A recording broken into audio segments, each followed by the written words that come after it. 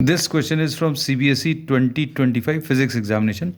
Statement of the problems is two conductors A and B of the same material. Material same है. Key points we are writing down. Material is same. Have their length in the ratio length of A upon length of B. This is 1/2. And the radii in the ratio. Radius दोनों का उनका ratio of the radii of the two is 2:3. If they are connected in parallel, अगर ये parallel में connect किया मतलब potential difference same है.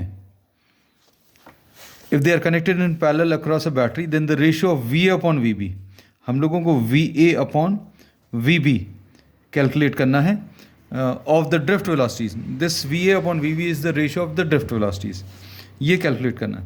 तो अब इसके लिए जो फार्मूला भी हम लोग यूज़ करेंगे that V D is equal to I upon N E A. इसमें N is same for both. क्यों? क्योंकि मटेरियल सेम है, तो इससे अभी हम लोग पता चल गया एन सेम है. फिर उसके बाद E, this is the charge of the electron, ये भी सेम होगा 1.6 into 10⁻⁻19 coulombs charge of electron. अब एरिया चेंज हो रहा है, आप देखते हैं, will try to simplify. I को क्या लिखेंगे? V divided by R. ये छोटा v लिखा हुआ which is the drift velocity, V D लिखा है. This is the potential difference, v divided by r into N into ए. अब इसमें r का जो फार्मूला है r is equal to rho L by A, ये सब्सटीट्यूट करेंगे. So V D will be equal to v upon r की value rho L by A into N E A.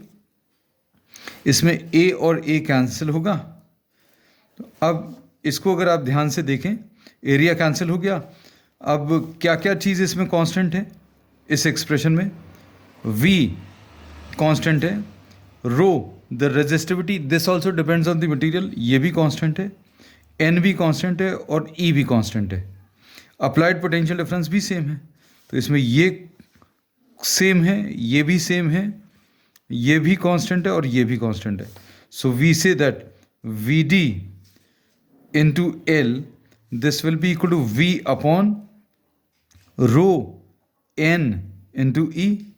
So we say that all these quantities are constant. मतलब ये है कि VD for A,